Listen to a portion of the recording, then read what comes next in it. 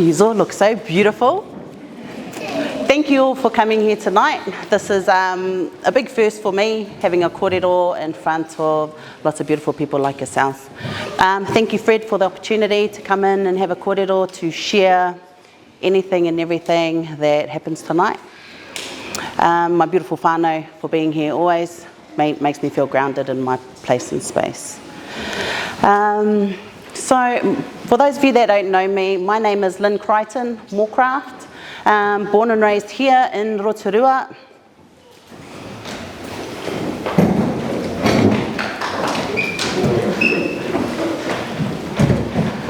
Lots of mauri, lots of energy. Am I able to take this off? And not just stand in one place? So, my mahi here in Rotorua with Te Arawa Whānau Ora is a holistic practitioner. So, with me and my gifts that I have been brought up with my whole life, I utilise those gifts to be able to help people going through any tension, trauma or stress that their body may be holding on to. All my life I've just been able to know things without knowing how. I didn't have any guidance from my whānau. My whānau were pretty closed off because it was like a taboo subject. It was, don't talk about that, let's have a karakia and end the story. It wasn't until I became a mama myself 14 years ago with my beautiful daughter over here. We were living in Brisbane at the time and she was seeing. And so that sort of, something just clicked inside of me. I had to help her. And so I had to bring my whole whānau back and relocate back here to Aotearoa to find that, to be able to find myself in our spirituality.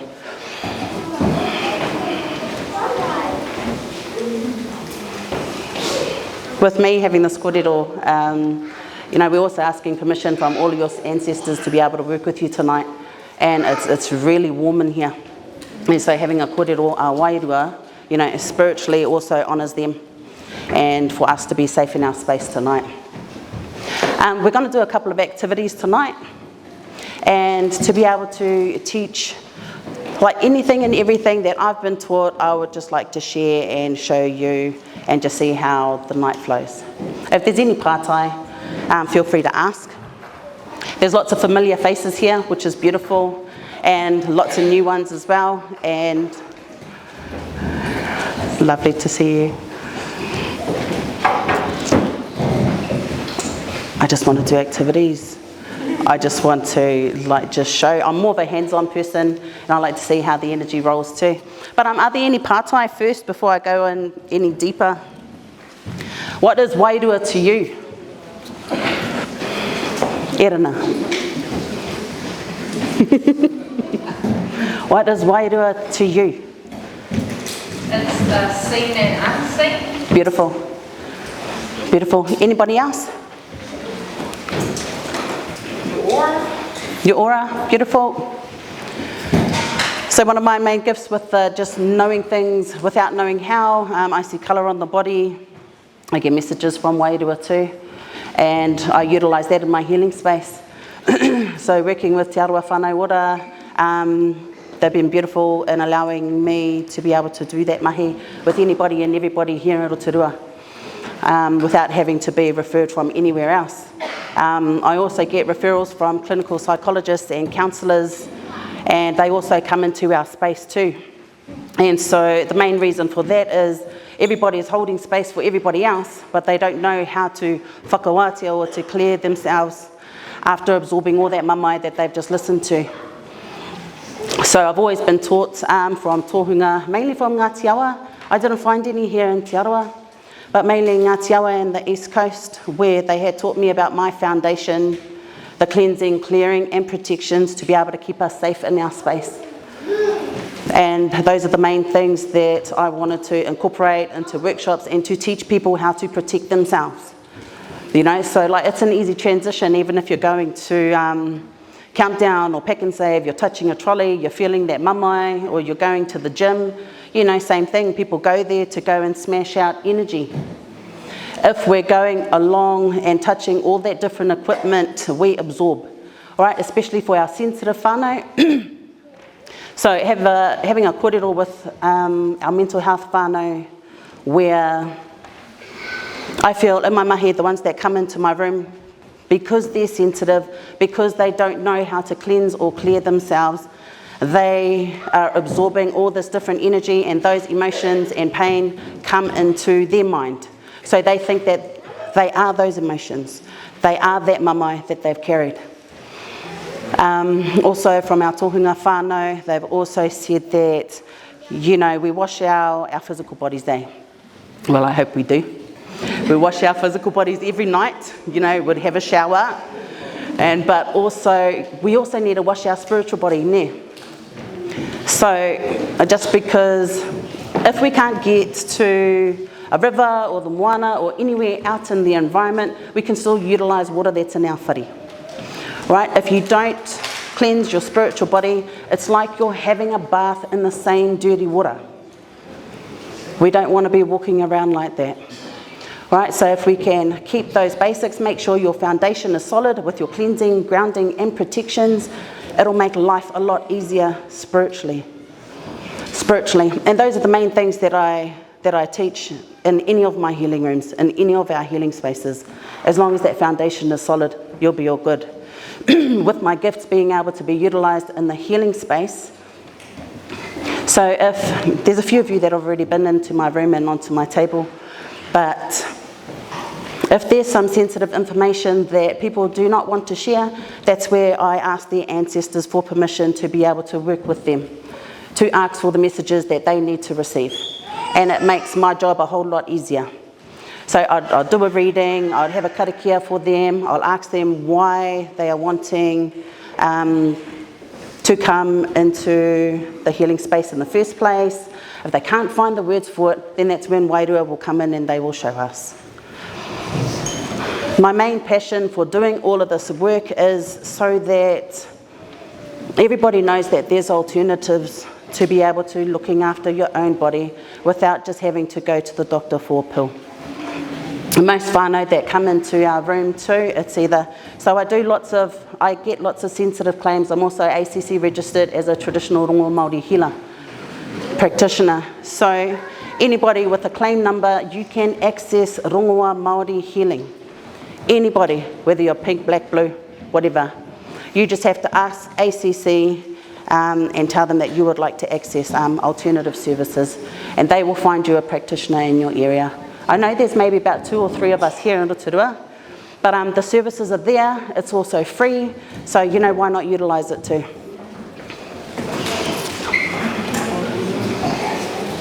Any partai? Questions? What's the main reason you came tonight? What's the main reason why you came to be able to listen to this kōrero?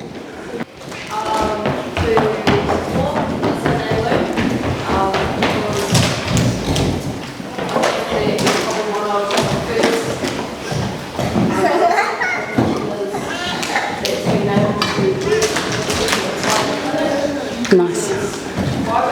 Right. Which is really amazing.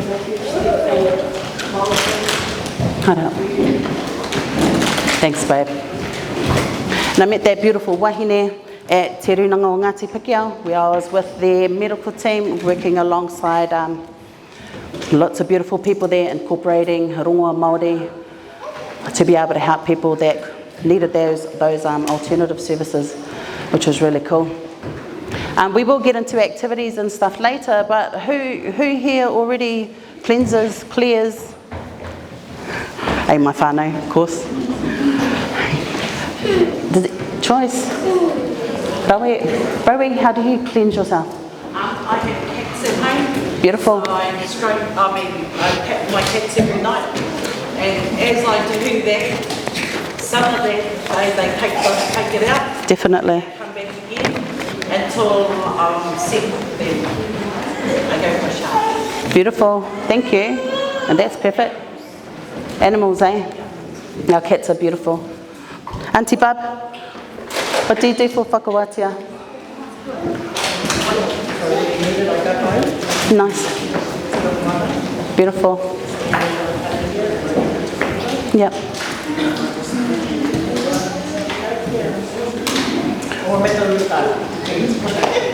Beautiful. Yes. So with all of this, you know, everybody can do it.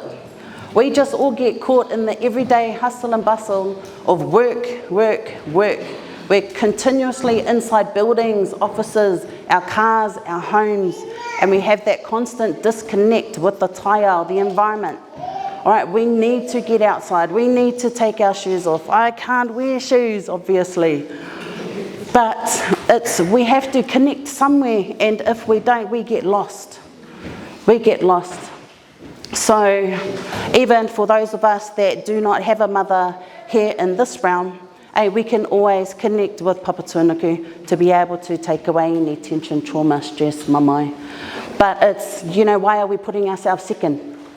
You know, why do we wait till our cup is empty before we go outside, or before we start connecting with ourselves, or when our spirit is, you know, not full, or trying to give from an empty cup all the time?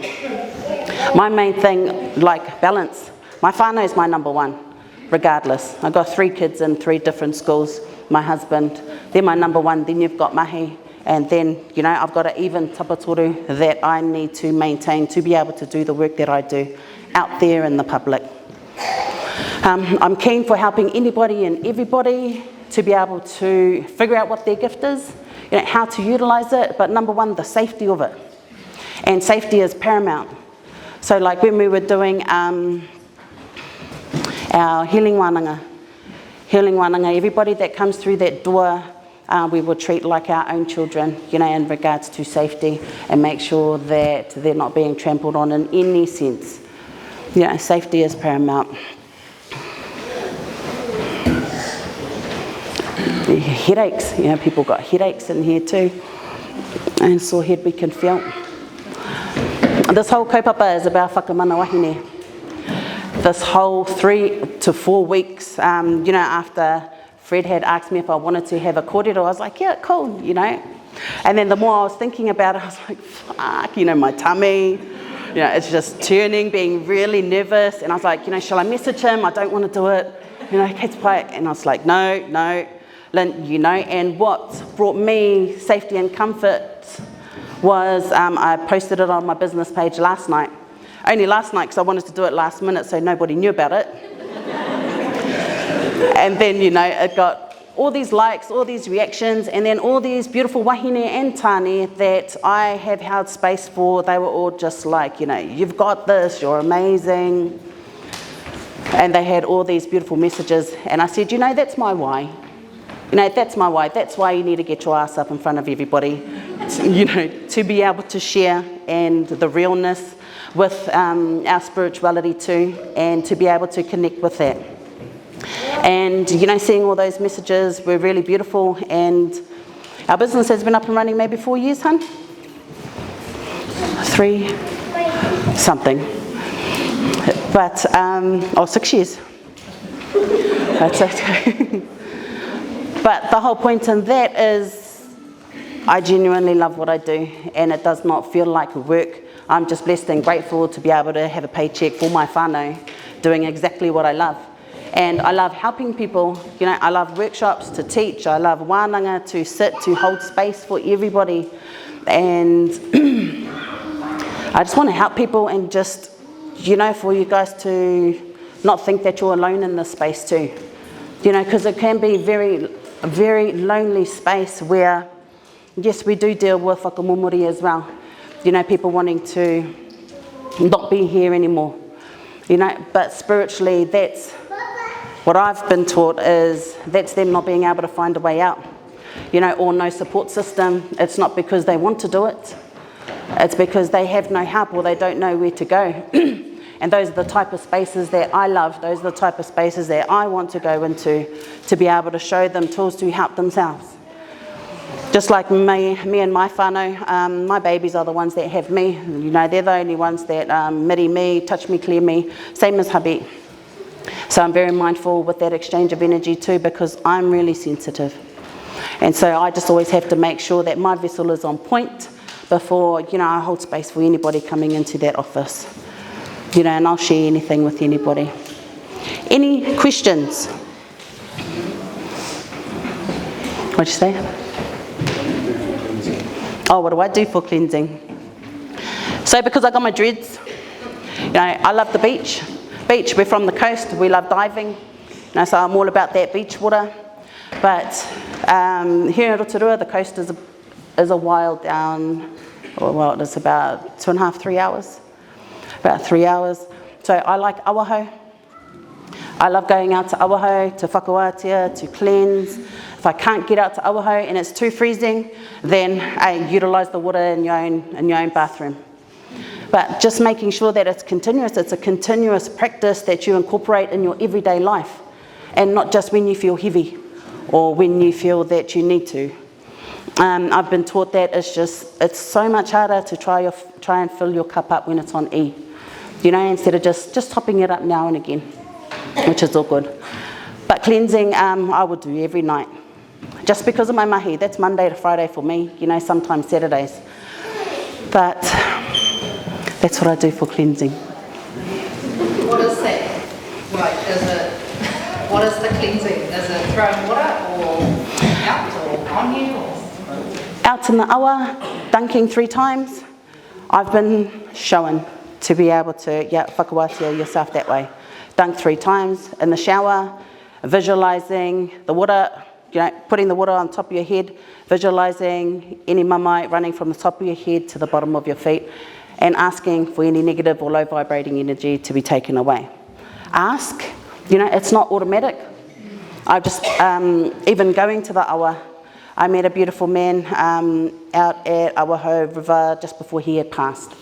And he had told me to be able to, you know, just dunk 3 times, babe, you're good. But hey, make sure there's nobody in the river so they don't catch your shit. And I was like, oh, kapai, thank you. You know, which was really good to know. And then, but any bit of water, you know, so I'm more of a beach person. The only lake that I really connect with is Taupo, because I'm from there. Any other lake in Rotorua, I get like an earache. I won't go cleansing in there, but anything that flows, I'm pai. My body's all good. But there's lots of different ways to cleanse, and you'll be able to find what works for you, definitely. And that's why I love connecting with so many different people, because you will find a way, you know, that you will remember that works for you. Cleansing. What about whakawātia with your dad and stuff? Let's talk about any of that. No. I love your dad. He's amazing. It's amazing. Yes, son. How would you protect yourself against any other unneeded or unwanted energies? This is my son. He's 12. He's the one that always holds space for me. Exactly what he's doing right now. So for me, before I start a wānanga, it's a bit different. Every day before I get out of bed, there was a Māori lady who gifted me an entity prayer that was gifted to her by a Navajo Indian. And it's words that I would repeat first thing in the morning, right? When my babies were younger, so my baby girl 5, when she was 2 years old, I would teach her, you know, the protection bubble. It's basic, it's easy to remember, and anybody can visualize it. So I was like, honey girl, what's your favourite colour? And she'd go, pink. It's like, kapai, blow it up big, like a big hubba bubba bubble, now jump in it. The main reason for those protection bubbles though is, you know, if anybody has any ill will or bad intent towards you, it gets deflected. Also been taught to put a mirror around it as well. But me is that entity prayer, but also I would put layers upon layers on my protection bubble, bring in all of my ancestors, go through all the different realms, and the more, the better. And that's just through practice, 3 years of practice. Also for us, you know, for protection, there's lots of koroai, anything that makes you feel safe, anything from your grandmother or anybody that has passed or anybody that is still here, you know, something that makes you feel safe. Like I'm holding a tiger's eye in my hand now. This helps with my nerves. Yeah, the last time I used this, when was when I was getting cross-examined for my court case in Brisbane to fight for my babies to come back to Aotearoa. And that was a 2.5-year battle. And this, helped settle my nerves. But even going through all of that court stuff was where I found myself and my strength and drawing on a whole different power to be able to help me get through. Because there was no whānau over there. Whānau couldn't come over and see me either. Almost facing homelessness. And Australia doesn't help you or help Kiwis relocate back to New Zealand. So I ended up filing my own affidavits, getting in front of the courts, doing everything, and here we are. I won. During that whole process, it just made me dig deeper into my spirituality. And I just had this faith that everything was going to be okay. And even though I couldn't see anybody around me, I felt them. So I haven't always been able to see spirits physically. It was always that intuition, that gut knowing, that just knowing things without knowing how. I've always had that since I was young. I've just always was looking for guidance from tohunga around the motu to help me utilise those gifts to be able to help everybody else. And it's been cool. Yes, babe. Just the part like for any whānau who might be seeing spirits physically or hearing and not sure what it is or feeling scared, what advice would you give them? Ask for help. You know, and number one, I am based at Te Aroha Whānau Ora 1252. You can get me there anytime, and also on our Facebook page, Love and Light Rotorua. But we do come across quite a lot of people that experience that, you know, and so, but also referrals too from ACC and counsellors, then because they don't know what to do with them. If you were able to give 1 or 2 tools without visiting me yet, what would that be? Like, I mean, for me, I might talk to my clear and say, oh, I'm going to help. Beautiful. But that's my own personal, like, would you have any tools for whānau that they could use right in that moment? Protections, definitely. You know, protections for our sensitive whānau. So our baby girl, wherever she is, she has to do her karakia every night. Yeah, because she travels in her dreams, She's always go, go, go all the time, and she feels. And so does my big girl. And so karakia definitely, but the protections, that entity prayer will be awesome, definitely. And asking your ancestors, whoever you resonate with, to come into this space to be able to help you. You know, it's not automatic. You know, they may be around there all the time, but you know, what I see in my room is somebody will walk in and they're bringing all of their ancestors, but they've got no ears to be able to listen in the first place. You know, so when you ask, you have to be open to receiving at the same time. You know, and it's the subtle hints. It's the subtle hints with, you know, you might get a smell. Oh my God, that flower reminds me of my nanny. Yeah, it's not just reminding you of your nanny. Hello, your nanny's here. You know, helping whānau through grief at the same time. You know, for me, grief is love that has nowhere to go. And so, for our whānau, you know, the wairua that I see in and around our mahi and the tari, it's literally a curtain. You know, they're literally a thought away. You have to be open to receiving at the same time. I've always been taught this is our school of learning.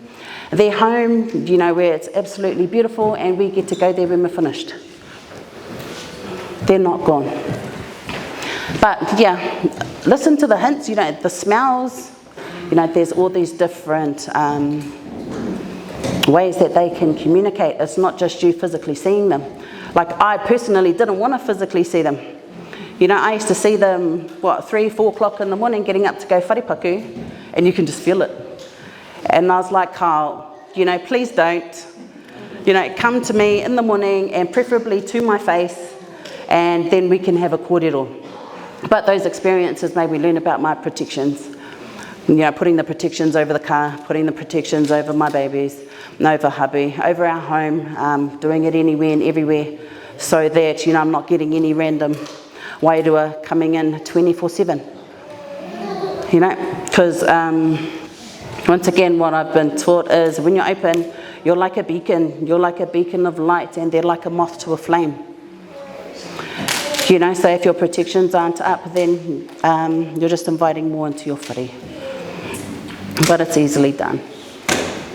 Any more pātai? What's our time? Is it finished yet? Jokes. Eh? Okay. Yes, Megan. Do your dreams mean anything? I want to say you dream loved ones from the past. Yeah. So I'm not a dreamer personally, but my big girl is, and I've been told that if you remember your dreams, it's a message. All right? If you know that you had a dream, but you can't remember the details of it, kei te pai. But also, you know, checking your state of mind as well, and your being, like your everyday stresses, can contribute to lots of dreams, just randoms, all the time. But I've been taught that, yeah, when you do remember a dream, that it is a message for you to be able to receive. And then how do you decipher it? Have a dream journal next to your bed. Hey, write it down so you can empty it from here. And when you start looking at your dreams and the story that unfolds, you'll start seeing the messages through that. Does that make sense? Or even kōrero, you know, kōrero to somebody who can interpret dreams at the same time. Because sometimes it might be mamai in the dream, but actually, you know, it's about new beginnings, you know, or endings. So being able to ground yourself and tuning in, I reckon, just don't overthink it. Don't overthink it, because this ends up manipulating the original message too. You know, so that's why I'm like, write it down as soon as you remember it, and then leave it there. And then when your mind is settled, you'll be able to understand what's actually coming from that. Thank you. Any other pātai? You look keen, Bean. Do you have a pātai? No. Bright and shiny over there. Yes, hon. Drugs and alcohol. Yes. Open you up to bad spirits? Yeah, bad. Yep. So with our drugs, especially our methamphetamine, they're the only whānau that I will not touch in this space, just for that simple fact that they're not ready to receive the messages for their own healing, you know, but still, you know, offer them love and support and show them some addiction services that may be out there. Cool, but mahi wairua kao. You know, and even if we're open like this, you know, a lot of our whānau do turn to alcohol to try and shut it off, you know, or to the weed to be able to calm that mind down as well. But just from what I've experienced from all of my clientele, is it just opens them up to more stuff coming in. So definitely, yeah, seek that help at the same time. Yeah, drugs is, yeah, I wouldn't, especially in this wairua space, eh? What else?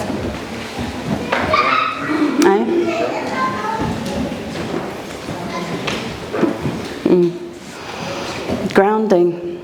Does anybody ground themselves? Ka pai, hun. And why would you ground yourself? Me. Aroha mai, pari. It helps me to feel strong, to be safe and strong and Nice. connected. Yeah. It almost makes me feel like I'm a tree that can't be pushed over kind of thing. It's Beautiful. my protection. Nice. And that's perfect. It's a perfect analogy. So especially for our grounding, when our head, you know, when the overthinking, the emotions, if we've gone through anything that has caused us any heartache or pain, grounding, yeah, makes you stronger within yourself. Visualising those tree roots coming from your feet, connecting to the whenua, connecting to the land, and just asking for some strength in your space. But see, in saying that, some people can't visualise. You know, some people can't picture things in their mind. It's a bit too hard. You know, so visual, active meditations are really cool for that. You know, with your eyes open, focusing on that. Also, anything with the whenua, anything with the land. Gardening, you know, trees, forests, anything. You will find what makes you grounded in your space. Look, I've done me a little prompt. I've got a question. Yes. How do you deal with someone who puts a mahi on you? So I've always been told with makutu, don't give it energy. Well, what if there's more than one? Once again, I wouldn't give it energy. You know, so like that's worth from our Rotorua in Ngāti awa, koro te ngaro mate tutua. And so it does happen, you know, even with the bad intentions or the bad vibes, and sometimes people don't mean to do it either. You know, it's just their kōrero or it's their being. I just like to vibrate higher and not entertain it. You know, so I know people talk about me behind my back, and that's all good. I'm like, cool, I must be doing something right. You know, so I won't feed it. But see, if I feel a niggle in my left shoulder, I know where it's coming from. I know that it wasn't there before, and I know that I will send it away. You know, so instead of going, oh, you know, oh, my shoulder's sore now. Oh, it wasn't like that before. Oh, I just need a stretch. You're putting more energy onto that mamai, and you're growing it. So if it wasn't there in the morning, then all of a sudden it comes on. It's just like, oh, not mine to carry, not mine to hold on to, and don't feed it. Yeah, it's the energy that I've been taught. Like you said, it's quite lonely. Pardon me? Like you said, it's quite lonely in that. Yeah, definitely. But more of this kōrero needs to be brought up. You know, there's a few of you in here that already does the mahi. You know, heaps.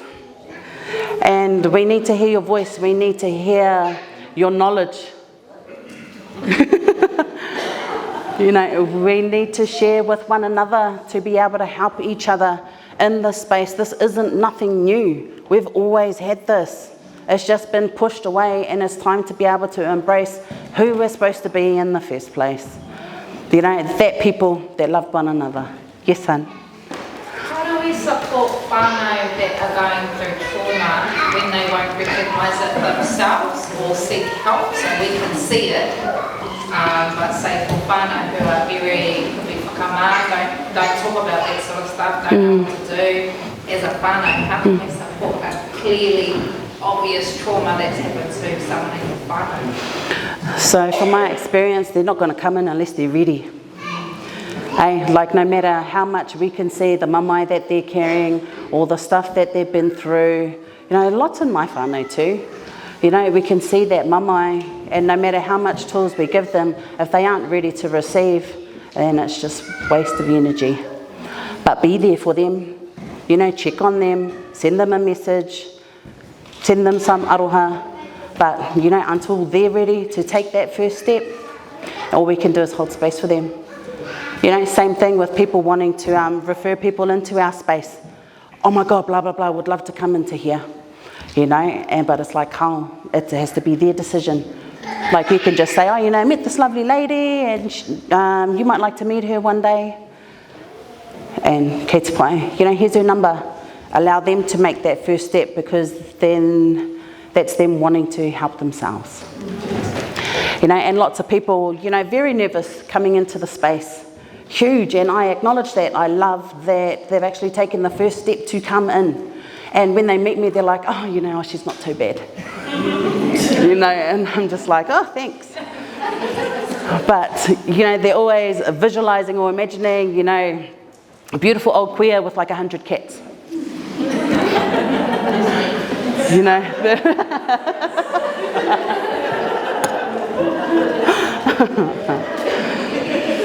But it's a safe space, you know, and there's so much of this happening around anyway. It just needs to be normalised. And for rongoa practitioners, I'm working alongside ACC to help them navigate this space so that it is easy for our Māori whānau to access Just like making a phone call to the doctor, it should be the same with rongoa, instead of having a 6 to 7 week turnaround. Because by that time our whānau gets hoha, and it's just like, nā kei te pai, I'll just suffer. And that's not what it's about. How do we encourage our hapu mama to into the space where they know it becomes like seeing the doctor, or knowing they have to look after our wairua, our tinana. How do we, I suppose if we're in the space and we're talking about different things like that, we can bring them into a space, but how do we say, like, how do they make that decision, like, that's for me? Yeah. How are we doing that? You just explain the services. Explain the services to them. Yeah, of course. You know, yeah, definitely. But you know, hapu mama, a tamariki, you know, our tamariki are so, important. You know, and with them being able to help themselves with any mamai that they're going through, so it prevents their mamai from being passed on into the puku. Cool. You know, same thing with all the healing space. But I don't have experience with miri with hapu mama. You know, so that might be a kōrero with san too. But no, beautiful. Just anybody who wants to access the services, it's just all about alternative healing, different ways of healing the body, mind and soul. Basically. Yes, hun. Has anybody come to you, I guess, while waiting for you to heal, or how? Sorry, hun, I can't hear you. Oh, sorry. Has anyone come to you that's like too far for you to help?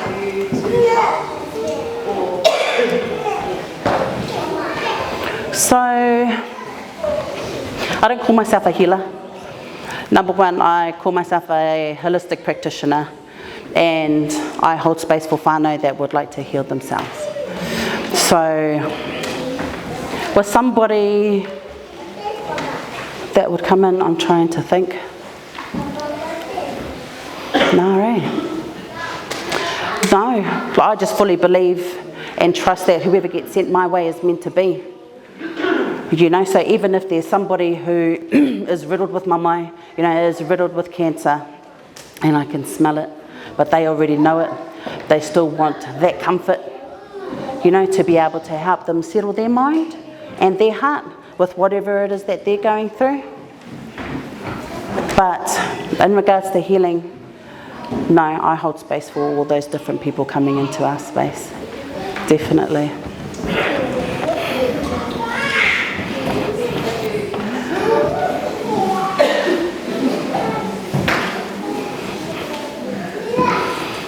Our beautiful kaupapa is Matariki as well.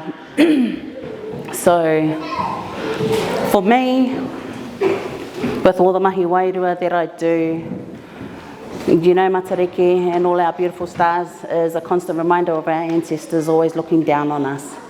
You know, no matter where they are, or where you are in the world, I should say.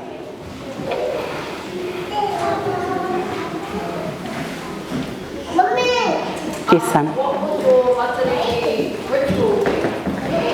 My Matariki ritual, New Year. This will be my first one with the hautapu. So I'm really, really looking forward to that. You know, for us in the New Year, every month we're cleansing and clearing ourselves. You know, but I don't wait till a New Year to be able to do something specific for that. Every month I'm putting out our affirmations, our gratitudes, being grateful and thankful every day. You know, I'm always just present in today. You know, this moment, this room. Come to tomorrow when I wake up, I'm like, oh yeah, my eyes opened. You know, because there's lots of people that don't get to do that. So I'm not focused on specific events around the motu. I'm just grateful and appreciative for today to be able to spend with my whānau and my children. So, in answer to your question, you know, I'd like to be a part of the hautapu with whānau ora and seeing how they do that, you know, to embrace my Māoritanga more and to learn something new, which is cool about the whole organisation in that way. You know, I've learned lots about my Māoritanga, and my whakapapa, and drawing in on all these different lines that I had no clue about because I wasn't brought up in that space. But I'm really open and learning. And that's where this organisation come in. It's huge. So thank you, Whānau. Anything else before we get into a couple of activities, eh? Kia? How do you keep learning? What do you do to keep learning and to keep improving what you're doing? So for me this year, that was one of my goals. And that was one of the main reasons why I signed up with Te Aroha Whānau Ora. You know, because of everything that they incorporate Māori. Because I didn't have that growing up. And so I've been with them since January and I've learnt lots in that space. But our wairua,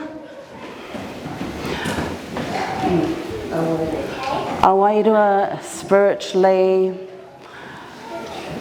I'm all about, like now it's about teaching everything that I know. Teaching everything that I know and sharing all of that, but I haven't been able to come across somebody to be able to hold space for me yet. So that's my next, that's on my bucket list. So PD, I know that sounds very hard, No, it's fine. you know, in that context, in the space of where do you go for that learning? Who is it that you go to? And I think you might really answer that actually. No, it's fine. Is that in regards to tohu? Yeah. Oh, tohu. But Yep. and that's another thing, probably another question that's come to mind is, and what I'm curious about is, like you said, you were ACC registered. So how do they determine the registration process for you when they have a different process, which would be he Pākehā, you know, whakaaro Pākehā, whereas you come from a wairua space. So how do they qualify you, I guess, to be ACC registered? So what I done is I invited the big wig of ACC to come in for a session because they had sent me all these forms through email, and I was like, oh nā kao, you know, how can you put this into those boxes? You know, and I couldn't, you know, and so I invited him down for a session.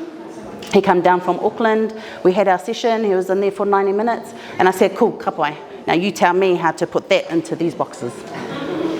You know, and he couldn't, he was blown away, emotional, you know, and I said, well, anei. So I have no Pākehā tohu in anything. I finished school when I was 15, I couldn't stand it. You know, I wanted to learn all the things that school doesn't teach. You know, and that's the freedom that I want to give my babies as well.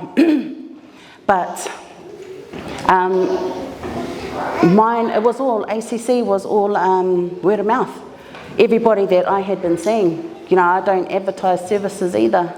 And permission from mana whenua. You know, so I'm like, oh, so who's the boss of Rotorua?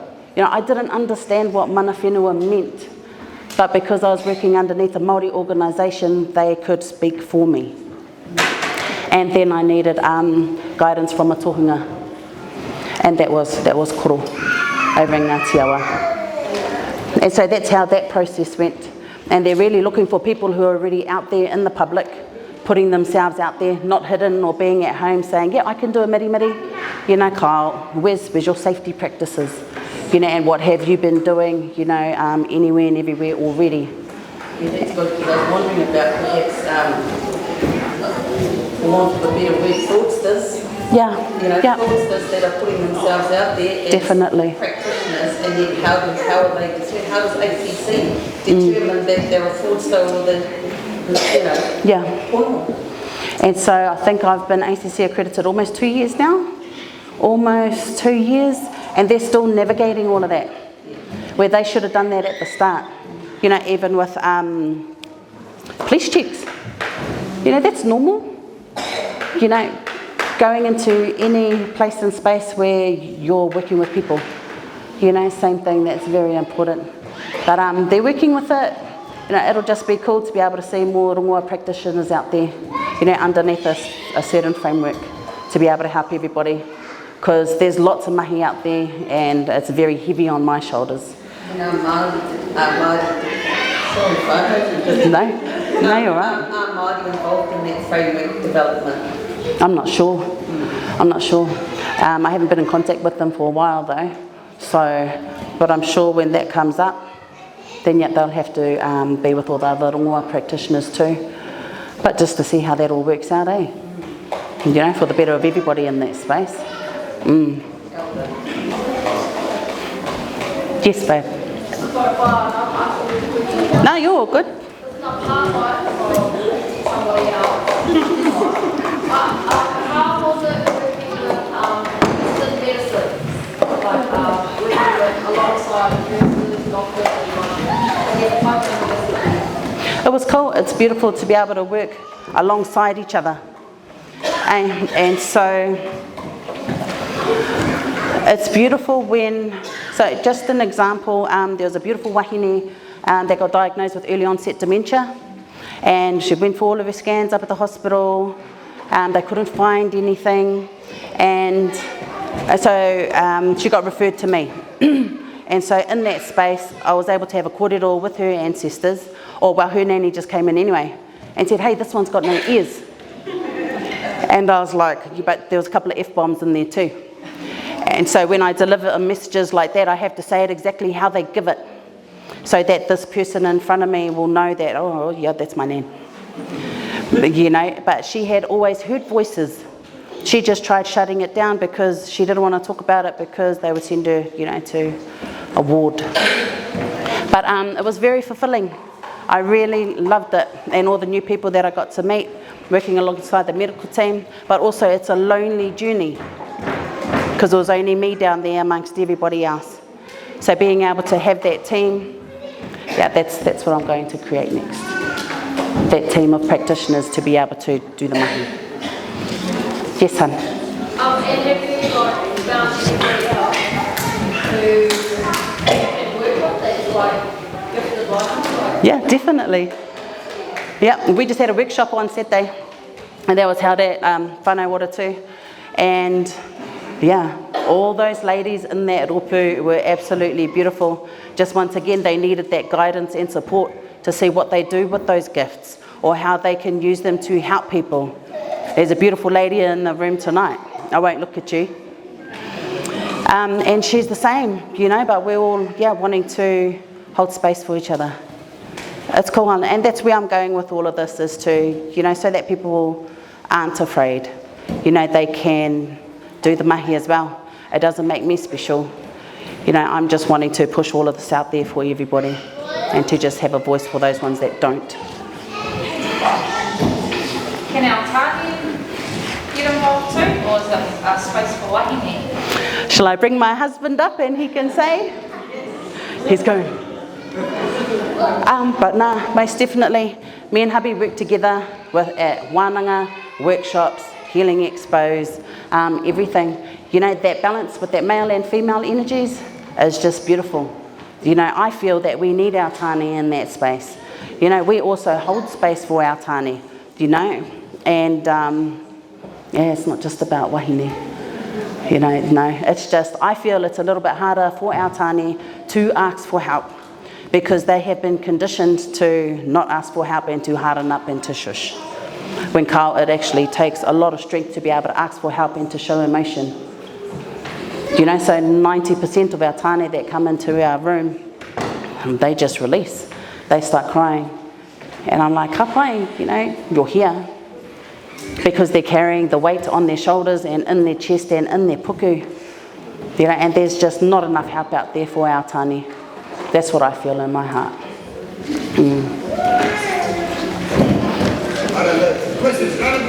Kei te pai.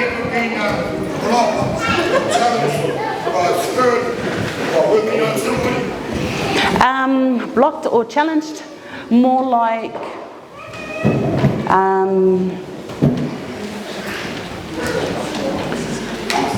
they're queer talking to me, like, hey, you better look after my baby. You know, and I'm just like, yeah, of course, kei te pai koe, you know, I've got her. But not blocked. Not blocked, they'd just like to come in and just to say, hey, you know, please look after my moko. And I'm like, yep, ka pai.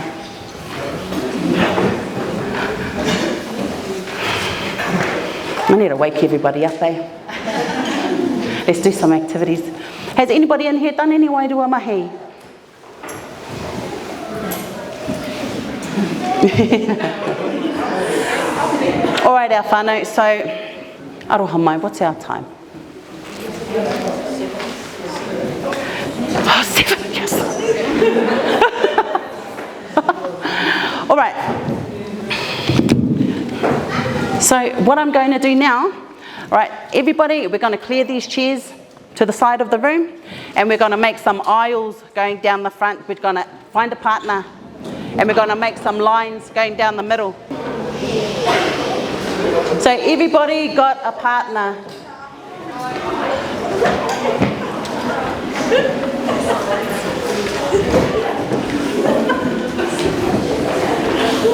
Ka pai.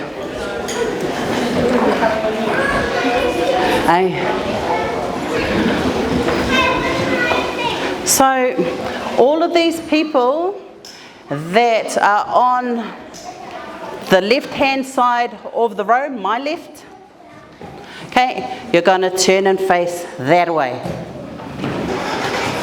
Ka pai. The people behind you, so the whole point of this exercise, all right, is to push energy, to push love into the person in front of you. The person in front, please make sure that your hands are uncrossed and your legs. Does everybody have a partner? So I'm going to be walking up and down the aisles. Nah, kei te pai. Kei te pai. All right, whānau. So the people in the back, in the second row, you're going to move close to the person in front of you and put your hands on their shoulders. Put your hands on their shoulders. So in the rows, yeah, kei te pai. So only the back row, okay? Only the back row of the 6 lines. Put your hands on their shoulders. Number 1, ask permission to be able to work with them today. Ask their permission to be able to work with them today. All right? Ka pai whānau. Close your eyes. Everybody, close your eyes.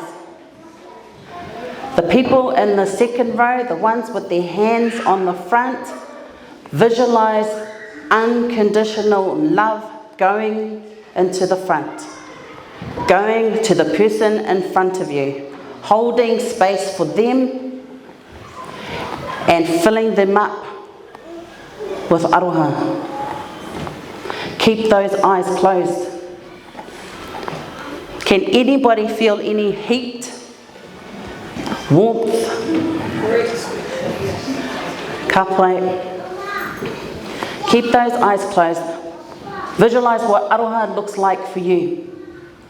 Your children's smiles, your mother's hug, your nanny's growling, that baking, that warmth, that love.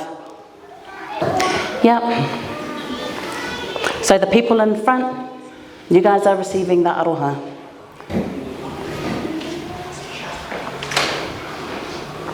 All right, whānau. So we'll take our hands off. Take our hands off. So the person at the back, we thank the person in the front for the trust to be able to work with them tonight.